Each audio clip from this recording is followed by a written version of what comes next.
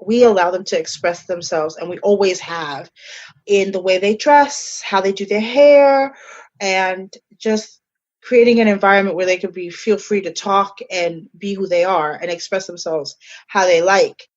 You can't keep using tools of oppression and expect to raise free people.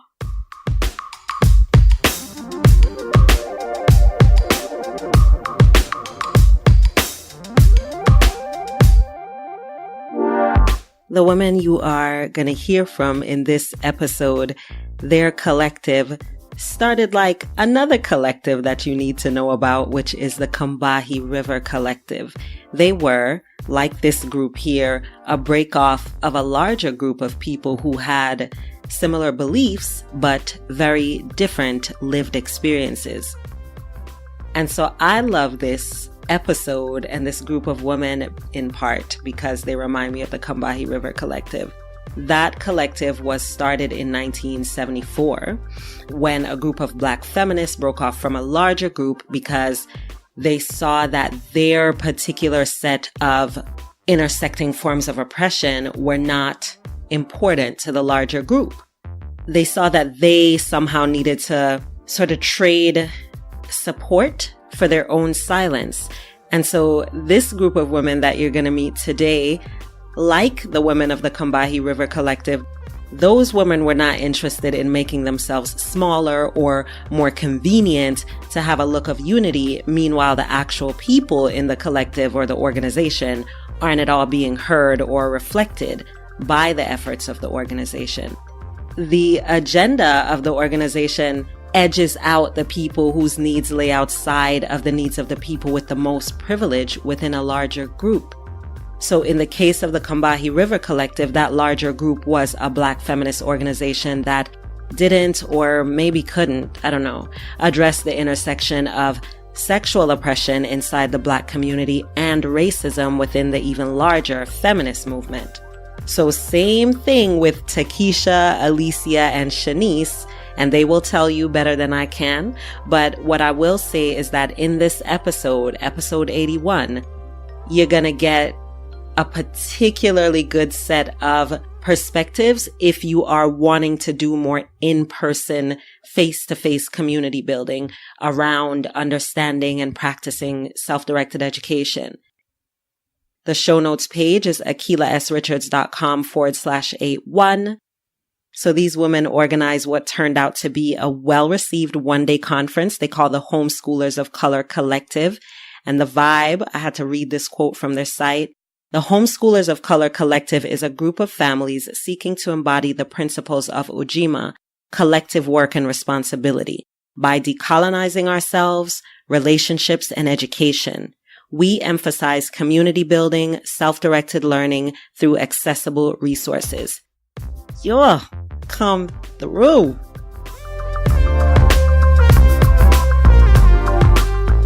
The first person you're going to hear is Takesha. She is the one who came up with the idea to host this one day.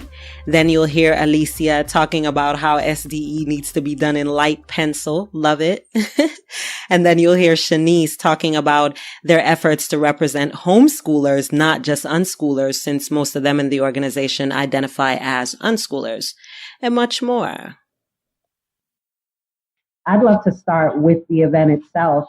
Who wants to go first? It was your idea for that. Oh, it was my idea. Oh, that's true. It was my idea. I just like doing events in person. Shanice and I hang out a lot with our kids. We have the Homeschoolers of Color group. It's a homeschoolers and unschoolers of color because most of the people who are active in it are unschooling, Shanice and I specifically, and then Alicia as well. But we always talk about getting together and listen to Fair of the Free Child. And it's just heartbreaking that everything's in Atlanta. So like we're all the way in New Jersey. And it was just like, let's have something here that we can get together. I've been trying to put together community events for other aspects like baby wearing, breastfeeding, all those other things. And just like, well, let's do something for our kids so we can get together. And the other thing was Alicia, I don't remember what month it was. You put on the STEAM Expo? November, and the kids just loved it. So it was like, why don't we do more things like that, like purposely getting our kids together and have activities And we have other people who are always asking questions, and we just needed a space to do that. So I posted in our Homeschoolers of Color group that let's do something like a collective. So basically a collaborative like event, and people started responding to it, and we just tried to figure out how to make it happen, and it went kind of snowballed from there. Yeah, and that's such an unschooling approach too, Takesha, where we don't need the 52 steps for exactly how it's going to happen or whatever. You see, like common sense. You see the need. You see that there's feedback. There's a pattern. You reach out to your community. The community gives you feedback on how to move forward. You do the shit. Like, it's not rocket science like that. And I think that mindset is also not native to folks of color. I feel like we know how to get together and get stuff done. But the schoolish mindset, school in the form that it's in now and the belief system that it's around now, has us thinking that we couldn't be equipped because we're community and people want the same things as us. That's not an obstacle. Like, somehow, even though you went to school, I imagine, somehow you were able to escape that mindset, because for a lot of us, that's such a huge part of the struggle. Yeah, that's true. So when you did it, what sort of feedback? I know I've been hearing a few things on Instagram, but tell me a little bit about the event itself. I was surprised that people came. The way it was supposed to be structured was we had 3 different sessions. I guess more sessions than that, but we wanted to have an informational stuff for the parents and activities for the kids, because we wanted people who weren't homeschoolers to actively see the kids in their natural environment of working together. So one of the first things we wanted to do was a meet and greet. So the idea of that was to just talk about the day in the life of, and have like breakfast and just get people to interact. Then we wanted to do 3 different sessions. We set it up with 2 before lunch, and then we had a lunch, and then 1 afterwards. And those themes were navigating mainstream misconceptions, because when we had our little meetings together, Alicia was like, that was something that she wanted to explore. So we had her lead that session. Shanice had talked about wanting people to maybe nurture, empower people to ask for help, because we find that self-care is lacking. And then I wanted to talk about community building, because, to be honest, getting to this point has been a little bit of a hurdle for us, in getting people out of their house, out of their comfort zone, and coming together. So community building is just, it's a challenge. But we did those 3 sessions, and the kids, we let the kids kind of plan their sessions. Since Alicia's kids are a little older, we let them do that. And her second son, he's like 10. Right? Is Xavier 10 or 11? He's 11. He's almost 12. So he wanted to teach the kids how to make airplanes, like paper airplanes, because he's really into that. And we're like, oh, that'd be great to fly them and everything. So that's what we did after lunch. So we just did that session, and we thought of like kind of introducing a smaller version of the STEAM where the kids could do a show and tell and then have free play at the end, because we didn't know how it would work out. I'll be honest with you, the whole thing just merged together, because those parents that came had questions when they first walked in. They were ready to go. So people start talking. They start talking. Easy to get way off course very exactly. quickly. And it was like a desire just to be in the space more than it was to like have an agenda and be on it. So it was like, you would probably say, an unschooly experience. Like everyone wanted to get what they wanted out of it and wanted to. It was very, I think it was interesting because we did not all really go by our agenda and what the schedule was like, but we still talked about each and every aspect that we had as facilitators wanted, veered the conversation that way. And it was like, as I found out in unschooling and homeschooling, is everything is done in very light pencil, because you got to erase that shit as you go. You know, change. That's what happened with this. It was there. And then the fact that the 3 of us were already in the mindset of, it doesn't have to be like, this has to happen and this has to happen and this has to happen and has to be on schedule. We were already in that mindset of, you just go with the flow and you let self-directed, right? And you let people lead the way. Yeah. Here we have some things that we'd like to offer, but let's see where it takes us. And I think that's what happened that day. I remember Shanice being concerned when we were going to do the day in the life of, that we weren't going to have a representation of like homeschooling versus unschooling. But I feel like the day of, we didn't really like focus on like not just staying in our lanes. Well, and we kind of like I don't think I ever even got around to my day in the life of. But that's true. The concern was that we were trying to, I know you said you were concerned about how unschoolers were included, and we actually have the reverse problem is that we're all pretty much unschoolers, and we wanted to bring other people into the fold, getting that variety in. I'm really curious about that too, especially around folks of the African diaspora. I find that so many of us are actually unschoolers, but we don't call it that. We definitely started off with the intention of homeschooling, but it changed very quickly by the time we got into the practice of it. And I think part of that was that my kids are, at the time, they were fairly young. They're 7 and 6 now.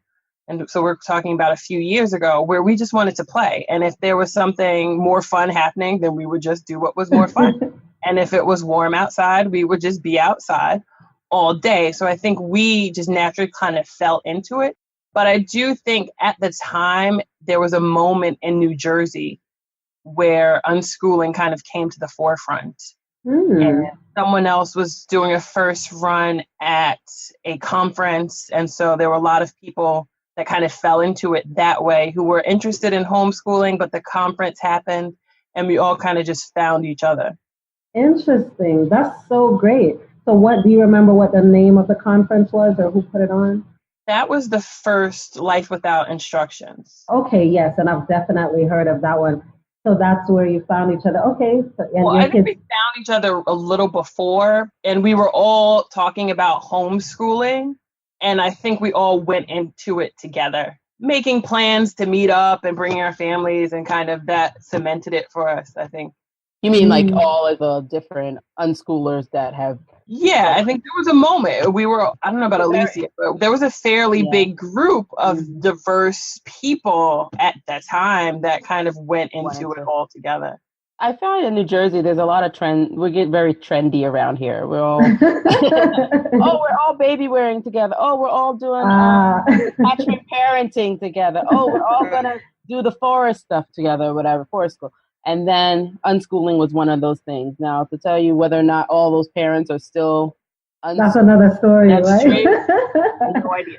Okay. And I mean, that's what I love about SDE too, because it's self-directed education, and we can kind of dip in and out for what we need, because at some stages, and I got you, Alicia, I see it. In some stages, your kids might want something different, something that offers for them fun at 7 and 6 is one thing, and at 12 it's something else. And we say, okay, whatever that is, just like Shanice said, if that feels really good, that's the direction that we're going in. And that's so difficult for people to comprehend. So I love knowing that that's happening in different pockets there. I'm very new to the idea of unschooling. I knew it was around, but I've homeschooled in 3 different states. I started in Florida. Then we moved back home for me in New York City. New York is it's very regimented. It's very it's ridiculous. And then we moved to New Jersey, and it's like a free for all. I was like, what? I don't have anybody to answer to. And I started homeschooling as a stopgap. We were in transition. We were in corporate housing. The school year had started. So I was like, well, let me just homeschool until I get settled in our permanent residence. And then we just from there. And I had no idea what I was doing. I was trying to replicate school at home. I was lost. And through it, it's been a learning process more for me than for the kids. The kids kind of just went with my flow, because my kids are really easygoing that way. And it was with Takesha and Shanice when I met them. I want to say we've known each other like 2 years now almost, or about 2 years. Yeah, 2 years. That was when I was like really misguided idea of what unschooling was. And I was like, oh, you letting your kids run wild. Where's the discipline? You're Caribbean. You know how Caribbean parents are, right? We grew up in this, you got to discipline your kids, spare the rod, spoil the child. And I was trying to get away from that, but we were still very like, nope, you got to do this, you got to do this, and you got to do that. Yeah. And so now I like to say we're eclectic and self-directed, but I'm really leaning into the unschooling as of late. So that's my story. Takesha, I'd love to know for you, what's the age range of your children, and what does the flow look like for y'all? My oldest will be 6 in June. We're early unschoolers, and we're probably more self-directed and laid back than I admit to or acknowledge, because unschooling is just a catch-all term for us, and it's also shock. It has a shock value to it, so I just like sticking with it. It's a way to find people, and then people are like, unschooling, what is that? So I like it. So yeah, my oldest is 6, will be 6, and then I have 3.5-year-old twins. But nobody's been to school, daycare, they don't have nannies, anything. So I don't know if I mentioned it, but my unschooling journey, I always say, started with breastfeeding, like from breastfeeding and following my son's cues, and then graduating over to like all the other aspects of natural parenting, conscious parenting, and stumbling into unschooling as like, oh, that would never happen to oh, wait, you can go to college and all these things on that. So now I'm not into curriculum. I always say I'm anti-curriculum, but it's really like maybe I'm like anxious about it more than that. Like it's a lot of stuff. It's a lot of pressure to me to like figure out the curriculum and follow it. And then everything around you is so focused on it right now, especially with a 6-year-old coming up, or people, all the things are there. Yeah. And then Shanice is great because she researches those things, and I can respect I trust her opinion on those things. So I'll be like, oh, I might check that out later. But of course, we're in the kindergarten stage, so it's not that big of a deal. Yeah. We did start a co-op. It was supposed to be 2 other families. It's supposed to be 3 of us as a full-time families in September. So I hosted on Tuesdays at my house, and another mom hosted at the other person's house on Wednesday, and then that person hosted at our house on Thursday. And then the mom on the Wednesday kind of fell off. So we went from doing Tuesday, Wednesday, Thursday to maybe deciding that we couldn't, as a 2 families, like do the Wednesday. So we dropped Wednesday. And Shanice was also involved. She's a part-time. She'll come on Thursdays. And then we had a couple of other families that will revolve and come on Thursdays. But it ended up being that the mom who hosted on Thursdays just dropped her kid off on Tuesdays at my house. And at first I'm like, I'm crafty, I'm very creative, I'd have like all this stuff out for the kids to do. But at some point it started getting like nerve-wracking, because I'm like, I'm watching your kids and my kids are here because it's supposed to be only for the 5-year-olds and up. And I have the 3.5-year-olds and they're asking for my attention. And I was just like, after the end of the day, it was like, y'all can play with Legos all day. Like, it's not. Because were you saying that at first you all were trying to set it up where they were doing specific things during that time, or? They were, yes, like play-based things. Like even I would put out Legos, where it would be like, oh, we're going to make Lego monsters or Lego, or like something Lego. And we put it out. It was never forced. It was always play with it as you want. Kind of introducing like, different things. Yeah. They basically, my son played PJ Masks with the other kids all day long. So they didn't really do a lot. But after a while, it was like, well, why am I putting this stuff out there to do stuff with them if they're not going to do anything? Because then it takes time, because I got to prep it, you know. Like, but for this semester, we were going to do felt envelopes, and none of the kids were interested. I'm the one over there crafting and doing it and playing with them and enjoying myself. Like, which is fine, but at the same time, you got to invest in it, because you never know what they're going to do. And they're 5.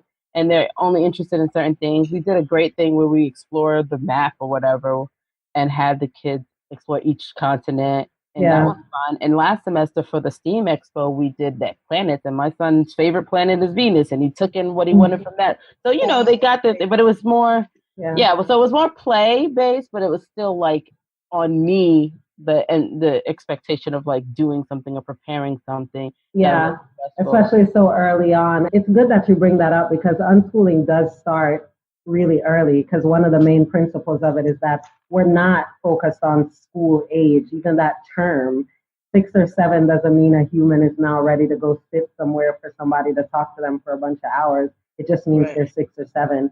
And that varies for every person also. So I love how you brought up following your son's cues with breastfeeding. Those are also opportunities to look at, because really it's about more mindful parenting.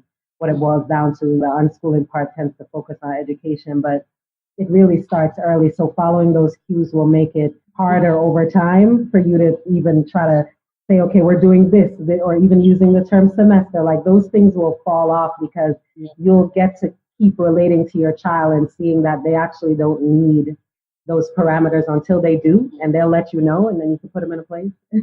What about you, Shanice? I know for you, it said it's more so like personality based, where you guys were always, you were clear that what felt good is what you could be doing and focusing on. Do you feel like that's shifting now as your children are getting older in terms of the pressures outside, or do you see how that same thing will transition? I think it hasn't changed very much for us. But I think that a large part of that is that I have and either of these women will tell you, I have a very strong personality and come across quite fierce when it comes to my children. We've definitely created a space where we're not looking for an opinion, and it will not be welcome. So my kind of people. Even as they've aged, I think the interesting thing, though, is that my kids find things that they like that requires them to go into more rigid spaces, but they're good with that because it's something that they are pursuing for themselves. And when they are done with it, they are done and we can move on, and they are happy to get back to being themselves. Today was the first 80-degree day here in New Jersey. And we were at the park from noon until 4:30. 4:30. Nice.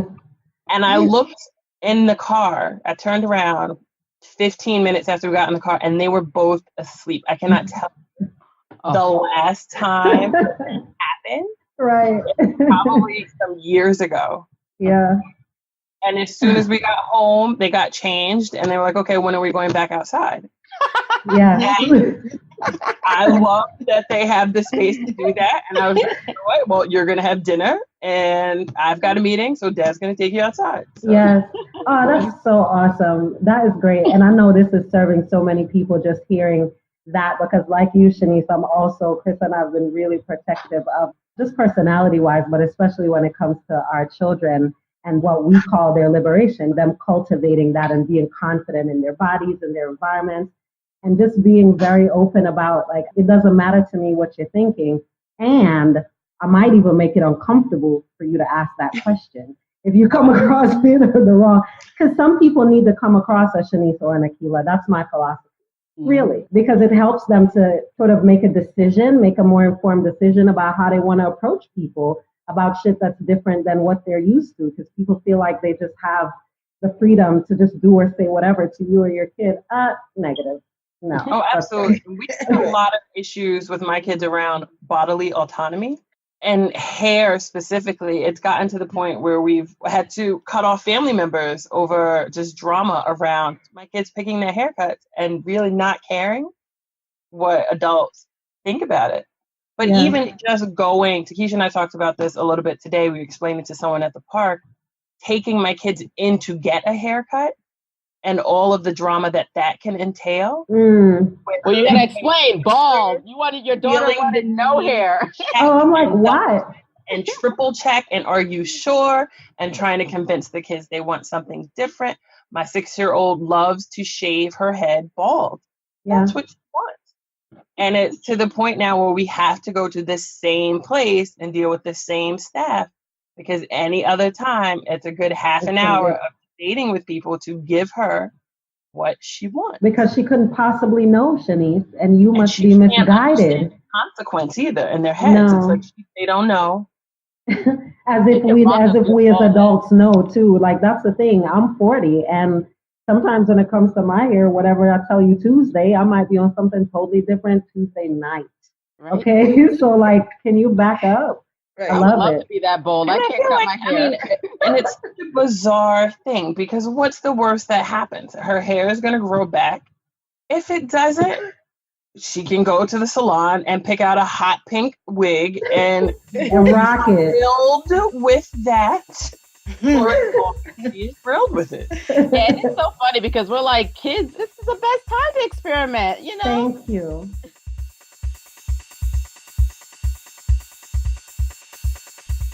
ALC Mosaic in Charlotte, North Carolina is hiring a full-time facilitator to work with its students in the ages 7 to 16 range, and in partnership with the rest of the school staff, team, students, and parents. Agile learning facilitators act as models, space holders, and mentors of self-directed living and intentional culture creation. Above all, facilitators need to be grounded in the perspective of trusting children, partnership-based relationships, and personal responsibility.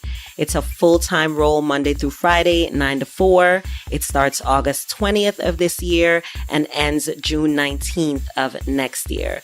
Full details are on alcmosaic.org. And also you can get to that link directly from the show notes page, akilasrichards.com/81. This is worth checking into. You got to be able to relocate to Charlotte, though, or already be living there. And they want somebody who's going to start ASAP because they do have an ALF, an Agile Learning Facilitator training that starts in July that they would like that person to be part of. So make sure you either go to alcmosaic.org or come on over to the show notes page, which you're supposed to be at anyway, akilasrichards.com/81. and get that link directly. Spread the word. Alicia, are you dealing with similar things as you're transitioning, as it's newer for you with your children and their sense of self-expression? Is any of that coming up? Well, they've always been very independent, fierce personalities. And that's one thing that my husband and I have been really good at in terms of we allow them to express themselves, and we always have, in the way they dress, how they do their hair, and just creating an environment where they can feel free to talk and be who they are and express themselves how they like. So I have 5 children, and my oldest just turned 13, and she's a poet, and she loves to do spoken word. And my son is 12, and he's very creative. He writes, they all take music. So he composes music, and he's very sweet, mellow kid. He's very nice, but he has no patience for ridiculousness. Like he just will walk. And then my 10-year-old daughter, she's fierce. Grace is no nonsense. We say that she's in charge. She's in charge. She will make sure everything is in. Roxanne and Sonia. Roxanne is gender nonconforming. She doesn't mind the pronoun she. She does not like to be called a girl. She or them or Roxanne. That's how they rock. And then Sonia is just like this sweet little love bug that just is, if you ask Shanice and Takesha, she will be quick to crawl on someone's lap and give them a hug. And that's just who they are. Sometimes I have people say around Sonia and her affection and her love, like just her lovingness, oh, you got to be careful because you don't know she knows though. She knows she will not go to certain people. If she doesn't want to give you a hug, we're not giving hugs. Yeah. And that's the same with I told them, I don't care if it's grandma, me, daddy, mommy. They'll tell me, Mama, I don't want a hug. Okay. I ask them. Yeah. Even if something happens and they're not sure or they misread something, because they see that we include ourselves in who they get to hug or not hug, they're more inclined to say, when Auntie such and such did that made me uncomfortable. Even statistically, but certainly from my own lived experiences, but even statistically, a lot of kids don't even know that something is inappropriate because they've become so acclimated to us being like, you will hug your grandma because it makes her sad if you don't, or all of these things. And it's like, dude, I love that you said, yeah, they know, because they do. Yeah. They do. So with them, it hasn't been an issue for them to find their voice. So that's what's changed a lot recently is how I choose. I'm even trying to find words. I don't like to say homeschooling, or I don't like to use the word school anymore. Yeah. I'm trying to find a word. So I really like self-directed education or self-directed learning. I'm trying to keep away from the word school or homeschooling. Yeah. I like lifelong learning too. That's a good one. Right. Yeah. Right. Because I am in the process of like constant deschooling and unschooling myself. Yeah. And I did not have the words for that until I started listening to you. I'm like, this is what I'm trying to do. This is exactly what my process is. Decolonize. And I think it's good that we can't think of the right words because it is messy. That's another part of schoolishness too, that we think we need to be able to say conclusively and eloquently whatever the fuck. But life isn't like that. It isn't like that. And the messiness is a necessary part of how you build out what it is that you need. And whoever said, I think it was you, Alicia, about in pencil, because you might need to erase it and pivot. And also for me, that my kids are going to show me things that I think I know. I think I'm smart, and and I am. But they are on something else altogether, and nobody can be smarter than me about me. Just so the same way with them, I can't assume, even though I'm their loving mama, that I can know all the things about them that they need. They need to inform that decision. And my job is to protect that and to call it crazy when I think it's crazy. My girls are 14 and 12. We have very honest dialogue about what I think is bullshit. And then they also with me about what they think is bullshit. That's the type of relationship that you want to cultivate because you want to raise. I think people like us, it's so important to us that we're raising people who are confident in their bodies and in their perspectives, right? Like it informs so much of what we do and it helps us in those moments when we're like, I don't know how it's going to work out, but I do know when I'm being oppressive. I do know when this isn't okay. Like that's a lot of it for me. Do y'all find it the same thing, that a lot of it isn't about something conclusive, but about a direction in a sense? I think so. I know that I get really uncomfortable when people start talking in finites or only leaning to one side of something. I know, Takesha, maybe you might recall this. Well, I have a love-hate relationship with the term unschoolers. So. But there was a moment where it was happening in New Jersey and there were all these people and these people that have older kids and have been doing it for a while. And okay, this is great. It's going great. It's working when it's great. What happens when it doesn't work? Or what happens when there's a negative outcome? And not because I'm looking to be contrary, but because you're only talking to me about when it's good, it's great, and it's perfect. And I want to know, I know that it exists. Why aren't you talking about it? Yeah. And it was making me very uncomfortable that there was this unwillingness to talk about it. Like it was romanticized in a sense. Right, very much so. And I understand a little bit more now that people felt like I was looking for a reason why it wouldn't work when I was just looking for all of the information. Right. Yeah, I get that. Explore that. It came up at the at the collective. Someone asking about when people ask questions like they quiz your kids or everything, and I was saying how I don't like to be the model homeschooler. I don't like to be the model anything like the campaign. So yeah, I like telling people the hard things. Like I remember even breastfeeding, like, oh, it hurts. I can't stand this. I hate all this lovey-dovey stuff. So even when homeschool, my 5, almost 6-year-old can't read.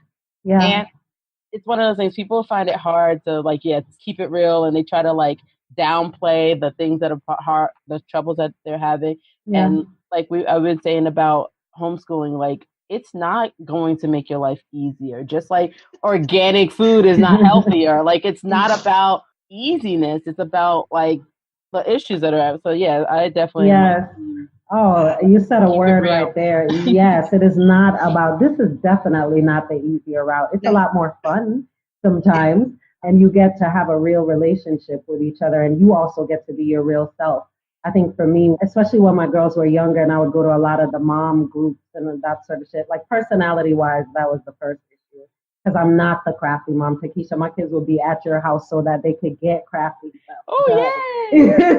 Because I'd be the one that's like, what? So even being in those spaces, and I would see how even people's body language would change. Oh, hello. It was like they were another version of themselves around their kids. I'm like, that is prison for me. Like I'm grown and I could be myself. Like, why would I get grown and then go back in another form of presenting myself to someone in this way? And I just feel like one of the things that is better about it is that it's not easier. The same shit you deal with a 12-year-old or a 9-year-old or a 7-year-old, you're going to deal with that maybe even more so because you actually know each other and you're not hiding behind the facade of what the teacher's telling you about your kid or da-da-da.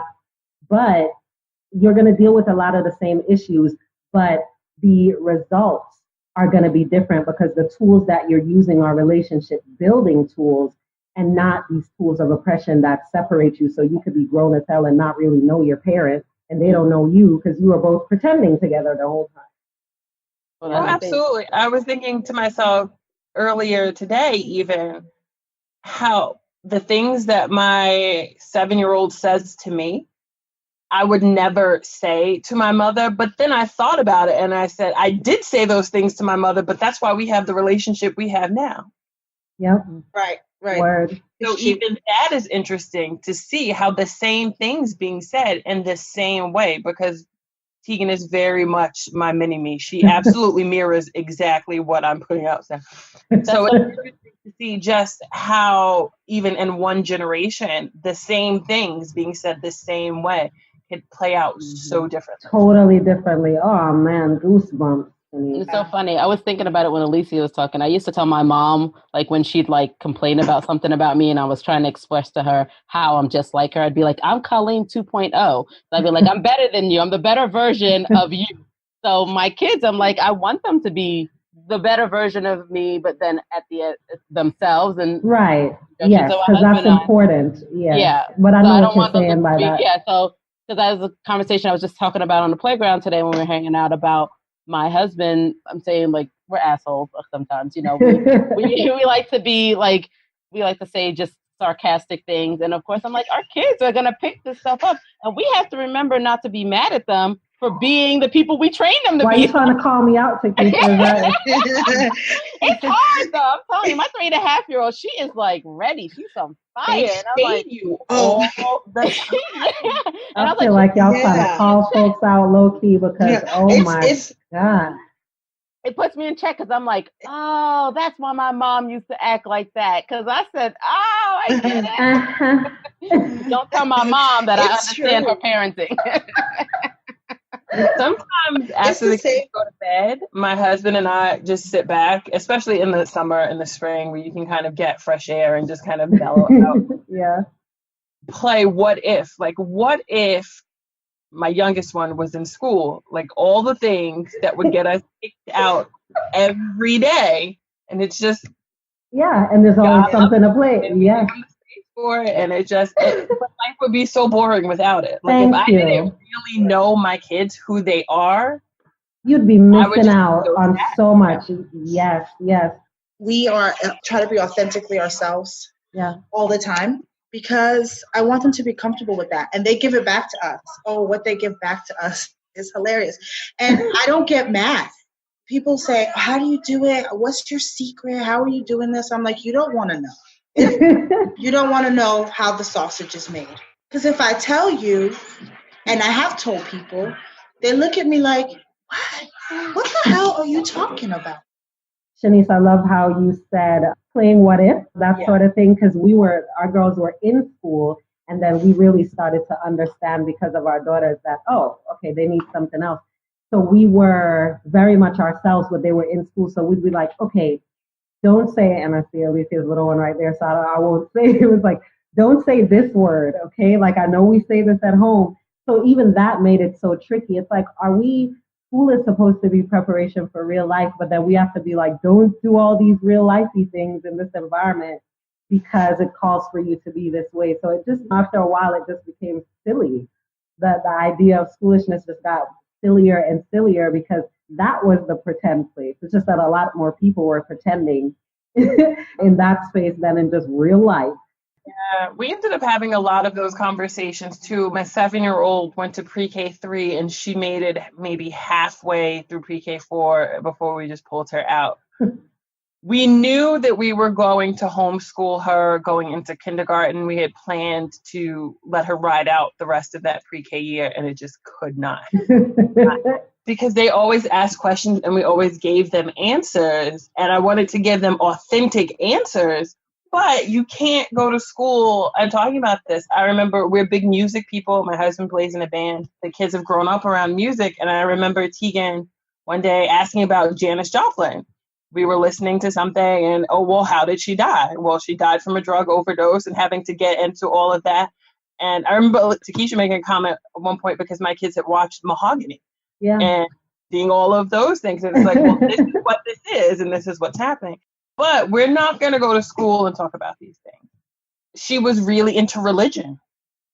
I want to know all of the religions. I want to know what people believe. I want to know where they come from and what they do. And do you believe this? No, we don't, but some people believe this. But we were very clear. But what you can't say, you cannot go to school and then tell people that their religion is real or anything along those lines. You have to.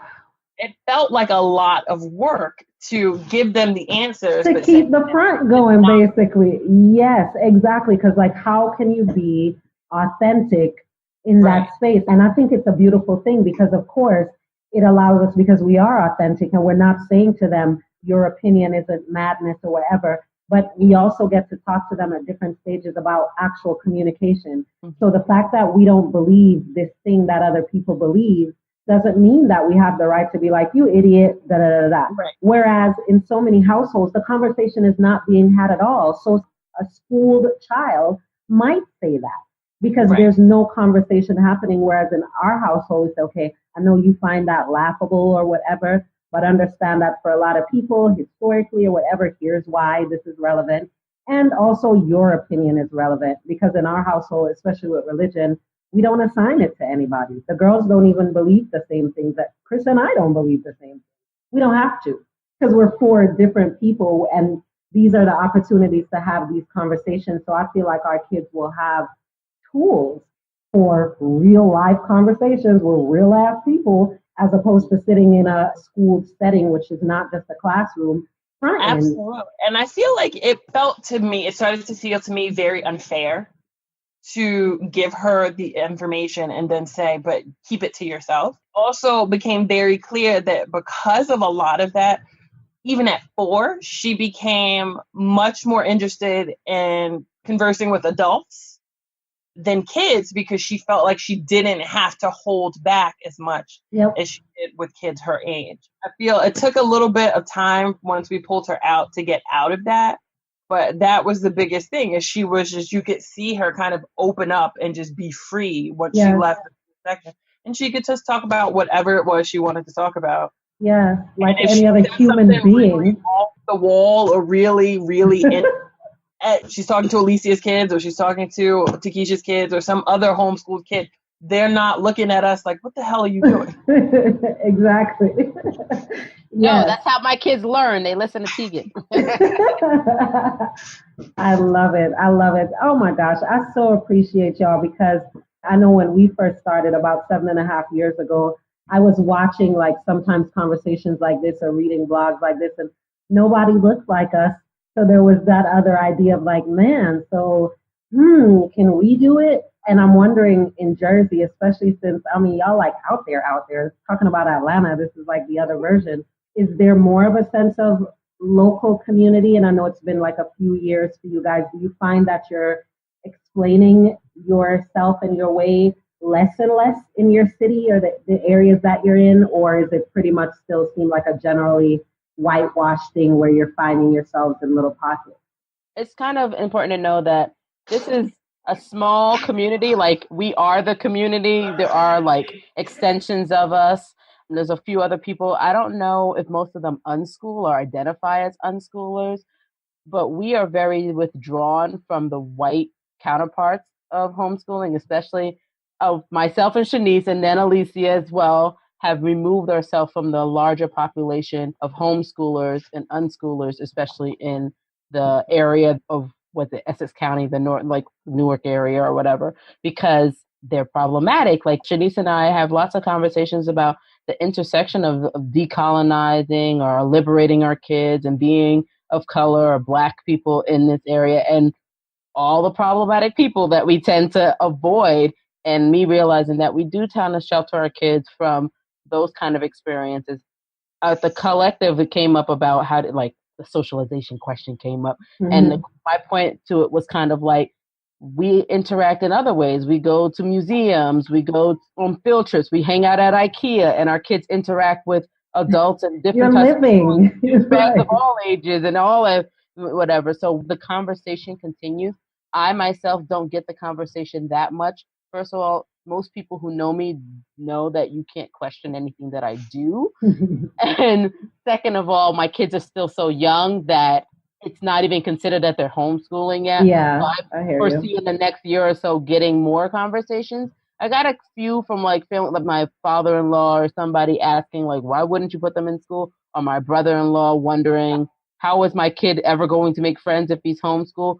But because my mother-in-law is in it, she can nurture him in that way. She's like, what are you talking about? He has a whole bunch of friends. Yeah. And I don't get the question a lot to begin with, and I foresee myself getting more, but I don't think it's any different now that we've been doing it for a while, because I don't think it's I think it's growing. I think it's coming along, but I still think we have some ways to go in that way. Because there's still people finding us, and there's still people learning about it. Even in the reflection of like the collective of people, like, oh wow, not knowing these exist, and some of the questions we got, we're still in the same. The bar hasn't moved that much further. It's still really new other people. For us, we're evolving. I mean, I think definitely necessary to point out. Unschooling and homeschooling in New Jersey has continued to grow. Absolutely. We are very much insulated from that. I think where we are in northern New Jersey, the biggest, most active group, none of us are a part of. And that's because they have a lot of race issues, and they actually spurned us to create the group that we have now. So that's the historical pattern of these sort of things right here, of collectives in particular of people of color. Right. But a lot of the smaller groups or the surrounding county groups we are a part of, and we do things, we participate in those activities. Our group we're very clear that it is the predominant homeschooling or unschooling. The person at home or taking your kid to activities needs to be the person of color, because the group acts mostly as a support group and then expands from there. We do have a friend of group that is kind of like everybody in multiracial families. And I mean, I'm part of a multiracial family, but I am the predominant person, and I was the person experiencing these things. Yeah. So the group is small. Our group is very clear that we are very open to the LGBT community, that we are very open. We are talking to our children about gender and identity and all of these things. So we've had a lot of people come into the group, see that was the case, and leave. Do what works for you. Yes. But this place is going to be 100%. We are very clear that this group is secular. That's not be as religious as you want to be, but when you come into this space, know that this is the case. And so we've had people come in and leave. And so our group remains, I think we're holding fast at probably around 45 to 50 families. Oh, that's great. That's a but good how number. many of those people show up at any one time? It's another thing. Yes. But we are very much insulated in that way to keep I get that. very, yes. very intentional. And that's a necessity thing to an extent too, because it's so easy for us to be an afterthought in a bigger picture of a thing and spend the majority of the time, I'm sick of saying it, defending our perspectives or explaining our unique needs. And so it's so important that we have these spaces. And then also the friends of, I feel like that's such a great approach to it, so that the spaces where you feel like, yes, I'm open to doing the work that it can take sometimes to just be in a space with white folks, I get to make that determination. And that's such an important thing. So I'm so grateful. And I didn't even know that part. So I'm really happy to hear that, and to hear you talk about the LGBTQIA component, making sure that I feel like in a lot of our collectives that gets lost, because it's another thing we tuck in to something else because we're so not used to talking about it. But we will never develop the language for it if we're not intentional and upfront about it. Yeah. Absolutely. That's a big one for us. We want to be as inclusive as possible. The catch-all terms, diversity. But we want to make sure that everybody is supported and everyone feels safe in the space. And Shanice and I are very active in like making sure that we shut that kind of stuff down in our spaces and make sure people understand. Oh, Shanice is really good at that, I should say. I have to point out is not my strong suit. We have a goal at some point to have shirts that say, "What would Shanice say?" What would Shanice say? Yep. Tell me where to order mine. I love it. Yes. She can gather a person real quick. So. Yeah. We need that. Yeah. I was in the same group as Shanice and Takesha were. I think they had left before I was part of the group, and I had found them through another mommy group, and they were like, I would say things to them about this other group that I was in, and they were like, yeah, it's a problem. And I kind of stayed in the group, and I was like, okay, I'm gonna mind my business, because I got information about just events and stuff. Yeah. And I was like, okay, take it. Yeah. Right. It's worth but then it just got too much. And I was like, no, I quietly left the group. I don't even know if people realize I'm not part of the group anymore. And I quietly left the group. And it has created some challenge in when I wanted to expand the community. Like, because I have a blog outside of the unschoolers, homeschoolers of color. And when I was trying to expand, I include whatever we're doing in those blogs and stuff when I write about it, if we're doing something. But it closed off the community a little bit, and I didn't get as much people knowing about the stuff we're doing. But I think it was a good trade because there's a lot of stuff that we don't have to deal with. Exactly. And that I just don't have the time or the patience for anymore, or the strength to. I'm done trying to explain to you. Oh, yes. Like, I don't need to, my humanity, and I'm going through this and you're not listening to me. Yes. It's that quality over quantity that we talk about. There we go. Quality, like people, and that's what we try to make sure that we're interacting with people who are genuine, and so we don't have to play those games anymore. So it is hard at first when you're like detached from the larger community, or you don't know exactly what's going on. But Shanice and I do a homeschoolers business expo. We mentor the kids in doing their own businesses. Kids start from the beginning interest all the way down to the last day. We do an actual expo where we set up booths and they sell their wares and everything. I know Alicia is putting on a STEAM expo again. That one's going to be in November. We want to do another collective for the beginning, like in September in the fall. So we're working on that. People can find us on IG, Instagram, where they can follow those things. I'll do a shameless plug for the sister group that Shanice mentioned, the place where the non-people of color are welcome to be. That's my Families for Equity group. It's a parenting group. That's where I do the we try to do like raising liberated people conversations. Hopefully we can get another one going. We need people to show up because otherwise the three of us just have conversations over cocktails if that's the case. But yeah. I've done many of those and just by myself on my computer, whatever, y'all gonna get this work. So we try to have, because we want to just do stuff in person where we're working on talking and trying to work through this stuff, especially having someone, like I said, Shanice, who tells it like it is. So having that person that can tell you, like, if that was me, this is what I would say. This is how I would do it. So we have those. I feel like I'm missing a couple of other things we do. We do a lot Facebook. We will send the Facebook information. Yeah. We have the Google group for friends of both of those groups. If you're local to us or you're going to be local to us, we just finished our calendar through early June. So we've got events almost every week at this point. And a lot of the time they just come meet us and bring your kids, let your kids see each other. We're very intentional with the kids seeing each other and being an in-person community, so that they are not constantly surrounded by homeschoolers and unschoolers that don't look like them. Mm-hmm. And so also we're hand calendar. And we've got Alicia is working on a STEAM expo that's going to be coming up. And we've got another collective I think we're working on for September. Yeah. Awesome. Oh, y'all doing things out there. Love it, love it. Yes, send me all those links, please. Yes. Thank y'all. See, the babies are in the mix now. Like, that's enough time. Thank y'all so much. I really, really appreciate you. If you are looking for support to start a local self-directed education group, whether it is a support group for parents or a larger group for a community, know that the Alliance for Self-Directed Education already has resources in place to support you in doing that. Head over to self-directed.org, become a member, and look for the local SDE Groups Forum. Details, of course, are on the show notes page, akilasrichards.com/81.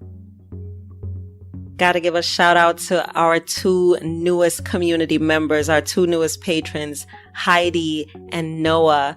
Thank you, Heidi. Thank you, Noah. I appreciate your support. Y'all, please head over to patreon.com/Akila. Help me keep this podcast and the broader network going. Your donations support this work and helps us to build community and resources for people raising free people, particularly the most marginalized among us. All right. Head over to patreon.com/Akila. Also, every show notes page has a link to the Patreon community. I'd love to have you over in that space. Heidi, Noah, I appreciate you. Thanks for listening to Fair of the Free Child podcast.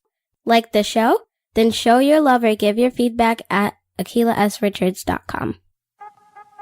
Fair of the Free Child is a weekly podcast that centers diverse narratives, insightful commentary, with our children and deschooling ourselves. Owning our multiple identities and treating children with dignity. Creating community and sharing conversation from often silenced spaces. Breathing life into liberation practices, proactively and on purpose.